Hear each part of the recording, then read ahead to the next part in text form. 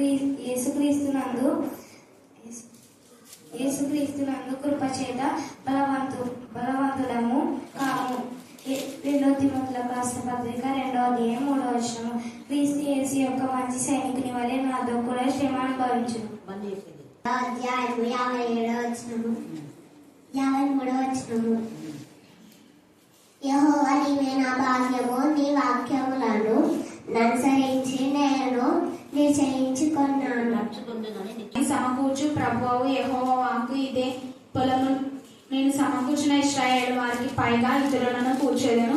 పొలములోని సమస్త జంతువులారా, అడవిలోని సమస్త మృగములారా, భక్షించుటకు రండి. వారి కాపరులు గ్రుడ్డివారు, వారందరూ తెలివిలేని వారు, వారందరూ మూగ కుక్కలు, మరుగలేరు, కలవరించుచు పండుకొంచు నిద్రాశక్తులు.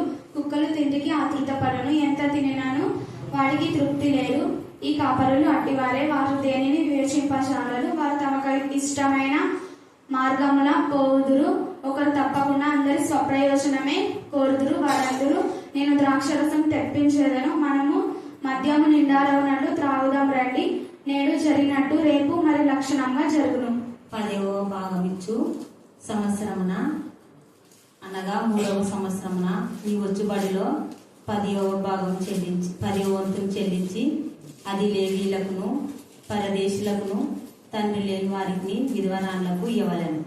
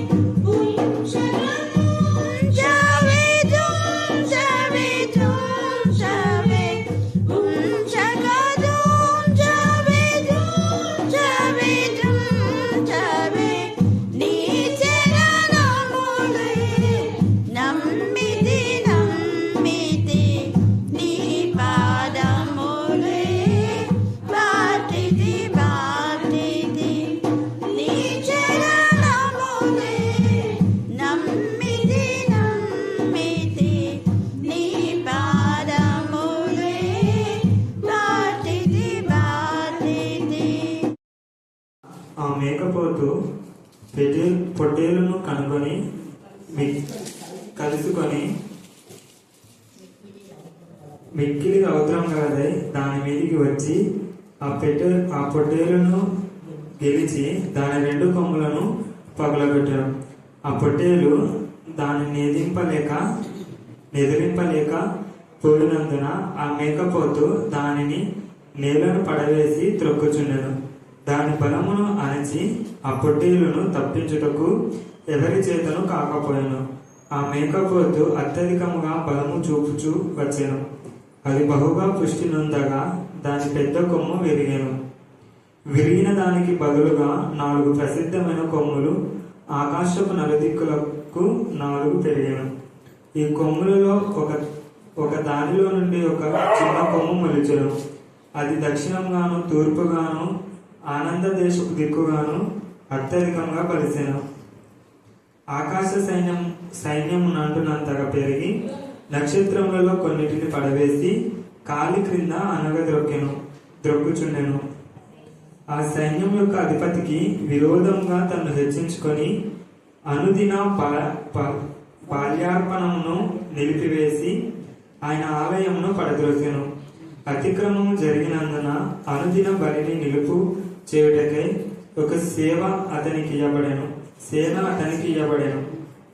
అతడు సత్యమును వ్యక్తపరిచి ఇష్టానుసారంగా జరిగించుచు అభివృద్ధి నొందెను. దేవుడి పరిశుద్ధ వాక్యం దీవించుగాక. చెప్పండి. అది ఎవరికి వారే బలిపీఠాలు కట్టుకున్నారు. ప్రస్తుత సమాజంలో చాలా మంది దేవుని ఆరాధించడానికి, దేవుని స్తుతించడానికి, దేవుని మహిమపరచడానికి మందిరాలు కడుతున్నామని వేలకు వేలుగా వసూలు చేస్తున్నారు. ఎవరో ఇచ్చిన కానుకలతో మనం కట్టుకొని ఎంజాయ్ చేయడం కాదు. అలాగనే ఎవరో కట్టిన మందిరాలకు వచ్చి మనం బిల్డప్ చేయడం కాదు. ఇక్కడ ఆది కాలం నుంచి కూడా, మనం నోవహు కాలం నుంచి కూడా మనం చూస్తే వాళ్ళే స్వయంగా బలిపీఠాలు కట్టుకున్నారు. ఎవరో తెచ్చి కట్టుకోలే. చూడండి, ఆది కాండము 4వ అధ్యాయము 26వ వచనం చదవండి. ఆది కాండము 4 చేతునకు కూడా కుమారుడు పుట్టెను. అతనికి ఎనోషను పేరు పెట్టెను. అప్పుడు యెహోవా నామమున ప్రార్థన చేయట ఆరంభమాయెను. అంటే ఇక్కడ వాళ్ళు బలిపీఠం కట్టి ప్రార్థన చేశారు. ఇది మనం గుర్తుపెట్టుకోవాలి. ఎందుకు ఇవ్వదంటే ఇక్కడ ఆలయ సంబంధమైందే దర్శనమే దానియాలకు వచ్చింది. ఆలయ సంబంధమైన విషయాల్లో ఆలయాలను పాడు చేస్తున్నట్టుగా ఇక్కడ మనం చూస్తున్నాం.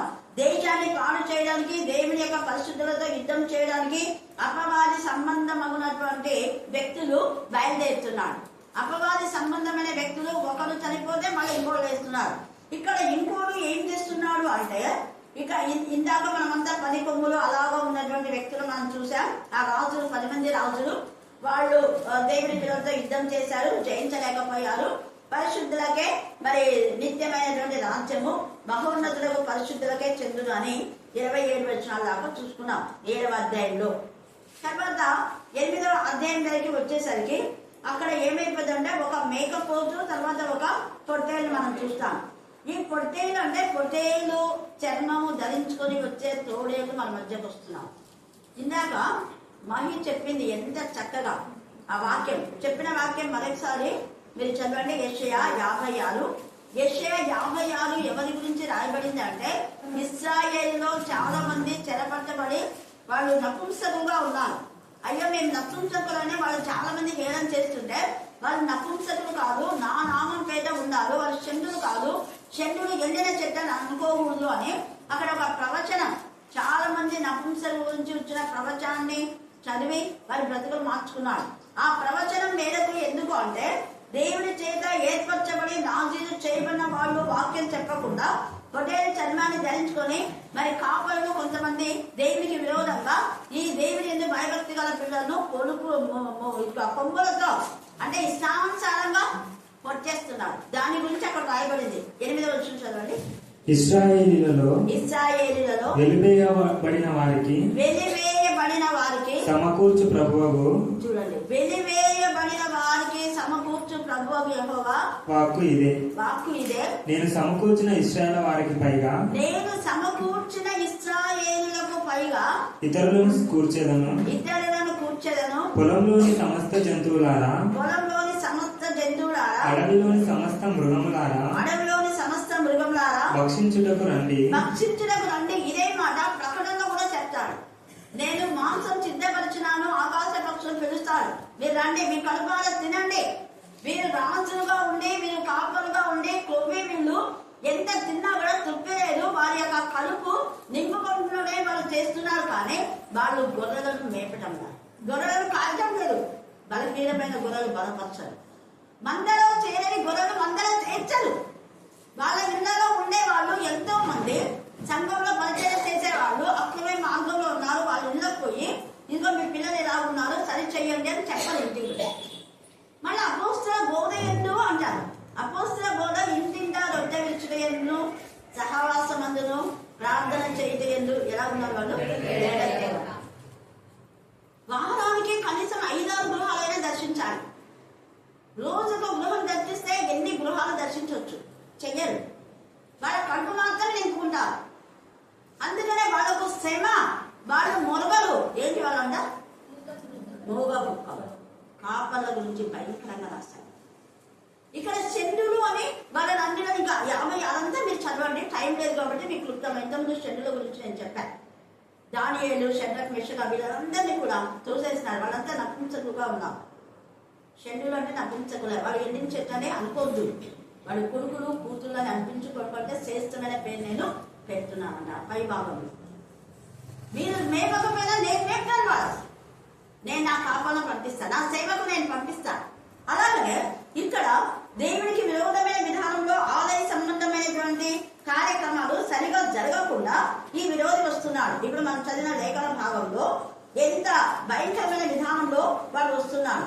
9వ వచనం చదవండి, 8-9. ఈ కొమ్ములలో ఒక దానిలో నుండి ఒక చిన్న కొమ్ము మొలిచెను.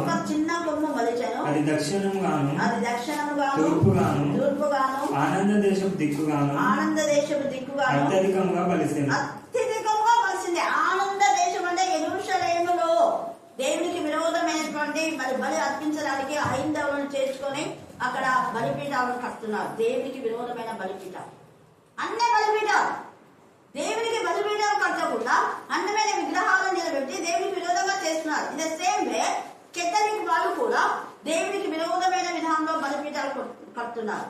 మలచని రాళ్లతో బలిపీఠాలు కట్టమన్నాడు దేవుడు. వాళ్ళలో చాలా మంది మీరు ఆశ్రయం చర్చికి వెళ్తే మలచని రాళ్లతోనే మేరీ మాత అవన్నీ చేస్తుంటారు.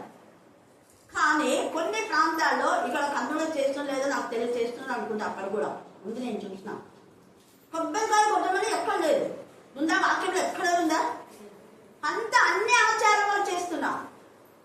అక్కడ తల్లి మరియను ఒకవేళ జ్ఞాపకం చేసుకోవచ్చు, నీతిమంతురాలు, ఆమె ధన్యురాలు, ఆమె జ్ఞాపకం చేసుకోవచ్చు, ప్రార్థన చేయొచ్చు, అంతవరకు ఓకే. కానీ పూలదండలు వేసి కాస్ట్లీ శారీస్ కడుతుంటారు. మరి ఆమె కట్టిన శారీ మళ్ళీ ఈ రోజు కడతారు, రేపు ఇంకొక ఆమె చేస్తే దాన్ని తీసేస్తారు, మళ్ళీ కడతారు, మళ్ళీ దానికి ఎవరికో అవి అమ్ముతారో ఏమో తెలియదు. ఎందుకంటే తిరుపతిలో చేసేది ఇదే. సేమ్ తిరుపతి యొక్క మోడల్ గా ఇక్కడ చేస్తున్నారు అన్ని ఆచారాలు. కారణం ఏంటంటే కెథలిక్ వాళ్ళలో చాలా మంది అన్యులు మార్చి వస్తున్నారు. వాళ్ళు మారి వస్తున్నారు, కానీ వాళ్ళ హృదయంలో వాళ్ళ ఆలోచన మారలేదు. వాళ్ళ హృదయం యొక్క విగ్రహాలే ఉన్నాయి. హైందవులు మారదామన్నా చాలా మంది వాళ్ళ హృదయంలో విగ్రహాలే ఉన్నాయి. రాహేల్ లాగా. రాహేలు మనం ఆదికాలంలో చూస్తే అంత ఇదిగా యాకోబు బలిపీఠాన్ని కట్టి దేవుని మహిమపరిచి దేవుని గణపరిస్తే ఆమె ఏం చేస్తుంది అంటే విగ్రహాలను తెచ్చుకొని దాచుకుంటారు. ఎంత నీచమైనటువంటి ఆ సంస్కృతి ఇప్పటికి కూడా ఉంది. అందుకే దేవుని కోపం వస్తుంది. దేవుని మందిరం అని చెప్తున్నారు, అక్కడ కేథలిక్ చర్చి అని చెప్తున్నారు, కానీ దేవునికి ఇవ్వాల్సిన ఘనత ఇవ్వటం లేదు. విరోధమైన విధానంలో చేస్తున్నారు. అందుకే దేవునికి కోపం వచ్చేస్తుంది. అక్కడ చేయవలసినటువంటి పద్ధతులు చేయక అదేం చేస్తుంది అంటే ఆ ఆకాశ నక్షత్రంలో కొన్నింటంటే దేవదూతలను కొన్నింటి కింద పడేసింది. ఈ యొక్క లూసిఫర్ కూడా సేమ్ ఇక్కడ కూడా ఆకాశ నక్షత్రాలలో కొన్నింటంటే దేవుని దూతలను. ఇక్కడ మనం పోరాడినది ఆకాశ మండలం ఉన్న దురాత్మల సమూహం. ఆ దురాత్మలను ఇంకో కొంతమంది దురాత్మలు చేసేస్తుంది. మంచి వాళ్ళని కూడా చెడ్డవాళ్ళుగా చేసే నేచర్, మంచి వాళ్ళని కూడా దేవునికి విరోధంగా చేసేటువంటి నేచర్. మధ్యాహ్నం మనం చూసుకున్నాం, ఆహాబు మంచివాడే కానీ యెజెబెలు ద్వారా చెడ్డవాడైపోయాడు. మళ్ళా ఏలియా ప్రవక్త గర్జించి హెచ్చరిస్తే మళ్ళీ తప్పు క్షమించమని చెప్తాడు. తర్వాత 19 మనం 29 ఎక్కడ చూస్తే అప్పుడు ఆయన పశ్చాత్తాపడినందుకు దేవుడు కనికరించి నీ తర్వాత నీవు చేసిన పాపానికి నీ వంశమంతా నాశనమైపోతుంది అని చెప్తాడు. యెరోబాములు నెబాజ కుమారుడైన వీళ్ళందరినీ శిక్షించినట్టుగా నిన్ను బట్టి నీ కుటుంబాల వంశాలే నాశనం అయిపోతున్నాయి. ఇక్కడ దేవుడి యొక్క నామమును అవమానపరిచే విధానంలో మరి ప్రకటన 12 కూడా సేమ్ ఇలాగనే నక్షత్రాలను చూడండి. ప్రకటన 12:3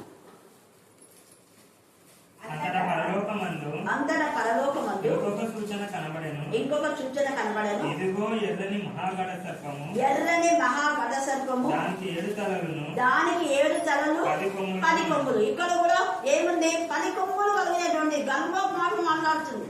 సేమ్ దానియేలులో మీరు అందుకే దానియేలు, ప్రకటన, యెహెజ్కేలు దగ్గర పెట్టుకొని చదివితే అర్థమవుతుంది. ఇర్మియా అన్నిటికీ అనుబంధాలు ఉంటాయి. అక్కడ దానికి కూడా 10 కొమ్ములు ఉన్నాయి. అది కూడా ఏం చేసింది అంటే ఆకాశ నక్షత్రంలో 3వ భాగం నిలిచి ఏం చేసిందంట? భూమి మీద పడవేసింది. దాని చోకతో అంటే ముందర ప్రైజరాడు అనేది వెనకాల కూతురు చదివేదట.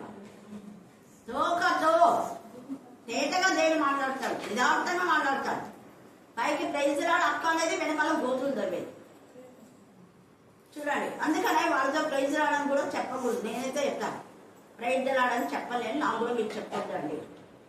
మాకు కూడా చదవం ఎక్కడంటే మీలాంటి వాళ్ళకు అక్కలు కావాలి. దేవుని పిల్లలకే సంబంధం. హల్లెలూయా. సర్ప సంతతికి నేను అక్కలు కాను అంట. ఓపెన్ గానే చెప్తాను. దానియేలు ఓపెన్ గానే చెప్పాడు.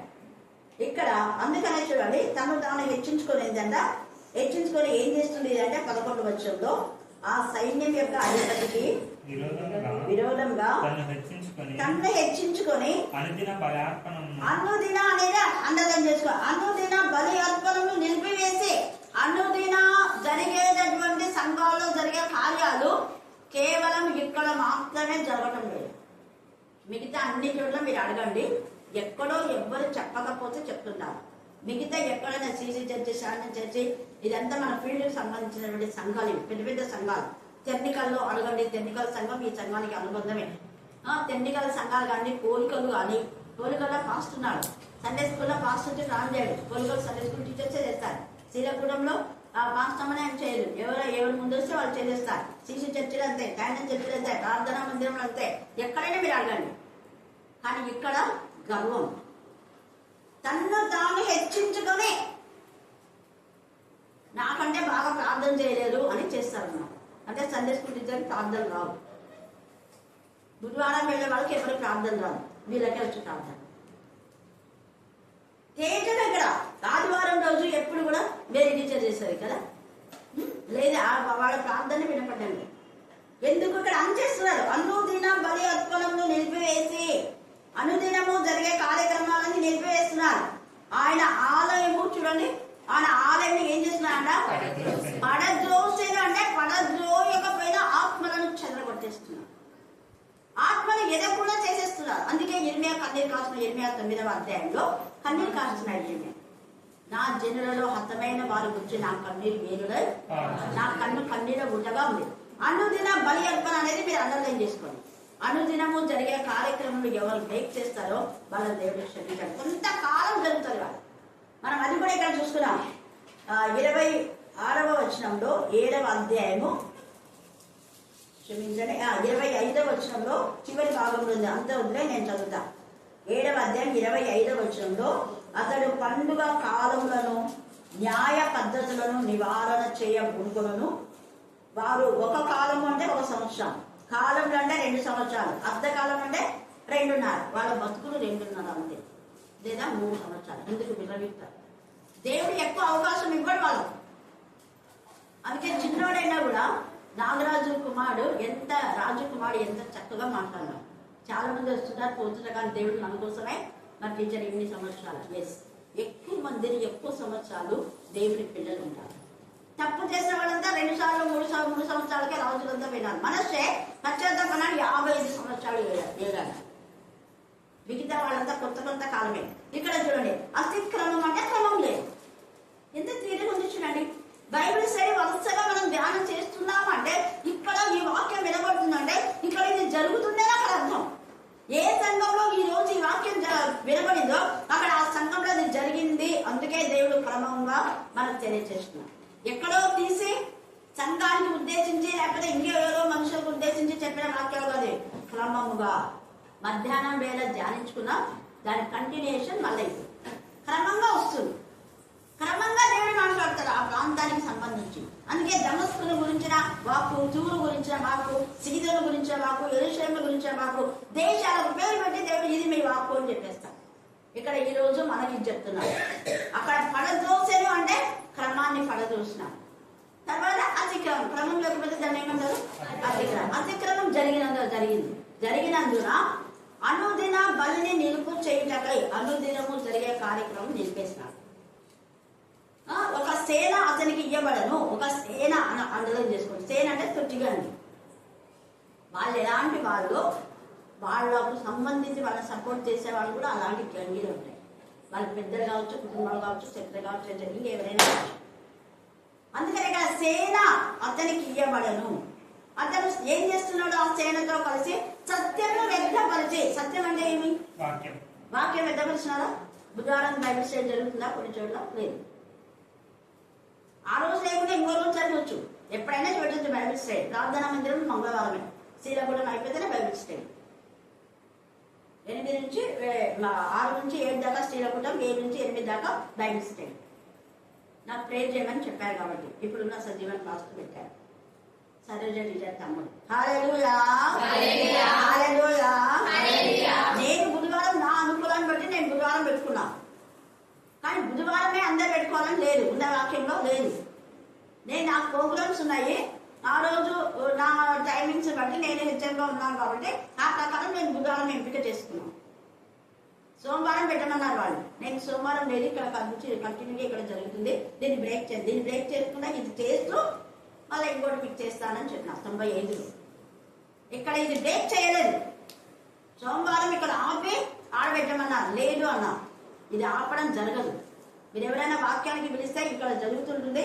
మళ్ళీ మీ ఇంటికి వచ్చి కొంతమందిమే మీకు వాక్య పరిచయం చేస్తాను. ఇది ఎప్పుడు బ్రేక్ కాదు. బ్రేక్ చేయడానికి కాదు పెట్టింది, కంటిన్యూ చేయడానికి. బ్రేక్ చేస్తే అది అతిక్రమం అయిపోతుంది. అందుకని ఇక్కడ ఏమంటున్నాడు? సత్యమును వ్యర్థపరిచి ఇష్టానుసారంగా జరిగిన వాళ్ళ ఇష్టానుసారంగా జరిగించుంటే ఏం చేస్తున్నారట? అభివృద్ధి పొందిన మా చర్చ. ఎక్కడ అభివృద్ధి? 5,000 మంది వచ్చినారు. 5,000 మంది ఎప్పుడు వచ్చినారు? అందరినీ పిలుచుకొని మా చర్చి కడుతున్నాం, పెద్ద చర్చి, రాళ్ళు ఇవ్వండి, సిమెంట్ ఇవ్వండి, ఇటుకలు ఇవ్వండి, అది ఇవ్వండి, ఇది ఇవ్వండి అని దేవుడి మందిరాలు కట్టడానికి అడుక్కునేవాళ్ళు కట్టేది మందిరం కాదు. దేవుడు అడుక్కొని మందిరం కట్టడం లేదు. మందిరం కట్టమని నువ్వు అనౌన్స్ చేస్తే వాళ్ళే ఇస్తారు ప్రేరేపంతో.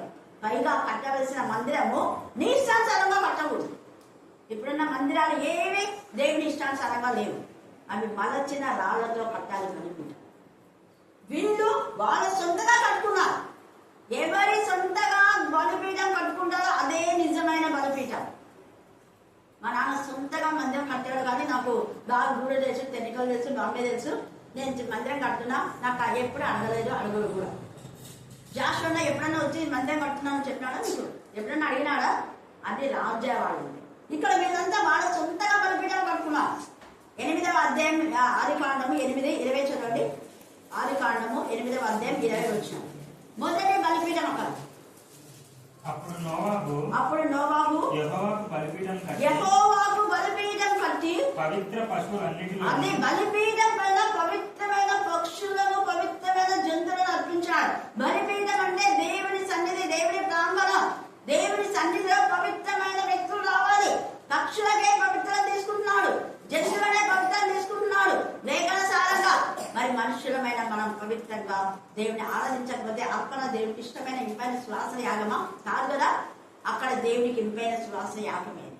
అప్పుడు దేవుడు కూడా వాళ్ళని ఆస్వాదించాడు. 21 వచ్చిన అప్పుడు యెహోవా ఇంపైన సువాసన ఆగ్రహించి ఇక మీదట స్తోత్రం. నీ రెక్కల చాటున నీడనిచ్చే దేవా నీకు స్తోత్రం. అయ్యా నీకే స్తోత్రం, నీకే స్తోత్రం, నీకే స్తోత్రం, నీకే స్తోత్రం. హల్లెలూయా, హల్లెలూయా. అయ్యా నీ ఘోరాతి ఘోరం పాపము చేశాము, నీ రక్తం ద్వారా మమ్మల్ని పరిశుద్ధపరచున్నాయన దేవా తండ్రి. నువ్వు పరిశుద్ధపరచు, నా నోటి మాటల చేత నీ నామం కనపరచాలి. ఘనత కీర్తి అంత మహిమ నీకే తండ్రి. నా నోటి మాటల చేత నీ నామం కీర్తించబడాలి. నా ఇంటిలో నువ్వు ఉన్నావని వాగ్దానం ఇచ్చావు, వాగ్దానం నెరవేర్చే దేవుడు నువ్వే, ఆ నమ్మకం పెంచేది నువ్వే. నా ఇంటిలో నువ్వు ఉన్నా నమ్మకం కలిగేదేలా, నాకు నమ్మకం కలిగించాలా దేవా. నీ నామమే గొప్పది తండ్రి, నీ నామమే గొప్పది. నీ నామం నా శరీరంలో ఉన్న రోగాలని వెళ్ళిపోగాక, నేను ఉన్న ఈ దృష్టి నుంచి నన్ను తప్పించిన దేవా నీకు స్తోత్రమయ్యా. అయ్యా నేను నెక్స్ట్ శుభ్రంగా నా చెయ్యి వాపు పోతుందని నమ్ముతూ నీకు స్తోత్రం చెప్పి నేను వాక్యం సాక్ష్యం చెప్పేటట్టుగా ఎదగాలని నమ్ముతూ నీకు స్తోత్రం తెలియజేస్తున్నానయ్యా. అయ్యా నా ఇంట్లో ఉన్నటువంటి ప్రశాంతత ప్రసాదించున్నాయన దేవా తండ్రి. నా ఇంట్లో జగడంలో వద్దు, అరుపులు వద్దు, నగలొద్దు, ఎటువంటి దుష్టి శక్తి నా ఇంటిలో వద్దు. ప్రశాంతతమైన జీవితాన్ని మాకు ఇవ్వు తండ్రి. నేను కోరుకునేదల్లా మంచి ఆరోగ్యం నా తండ్రి నువ్వు ఇస్తున్నావని నమ్ముతూ నీకు స్తోత్రం తెలియజేస్తున్నానైనా. నా బలమైన కోరిక మాకు ఆ ఇంట్లో నలుగురికి ఆరోగ్యాన్ని ఇస్తున్నావని నమ్ముతూ నీకు స్తోత్రం తెలియజేస్తున్నాను. మా హృదయాల్లో మా అంతరాత్మలో నువ్వే ఉండాలి, మా అంతరాత్మలో ప్రశాంతత ఉండాలి, మా అంతరాత్మలో ఆనందత ఉండాలి. అలాగే నా బలమైన కోరిక నా చేయి నొప్పి నుండి విడిపిస్తావని నమ్ముతూ నీకు స్తోత్రం తెలియజేస్తున్నాను నాయనా. నువ్వు వాగ్దానం నెరవేర్చే దేవుడు, నిజమైన దేవుడు నువ్వే. నెమ్మదిగా నా దుష్టి శక్తి నుంచి చెరుపు దేవుడవు నీవేనైనా, నా రోగములని భరించే దేవుడవు నువ్వేనైనా. నీకు స్తోత్రం తెలియజేస్తున్నానైనా. నేను మరొక శుక్రవారం కదా ఇదే నా బిడ్డలో సాక్ష్యం చెప్పబోతున్నాను నమ్ముతూ నీకు స్తోత్రం తెలియజేస్తున్నానైనా. అలాగే నా నదివేళ నీకు వేస్తున్నామని వేడుకుంటున్నాను తండ్రి. ఆమేన్, ఆమేన్.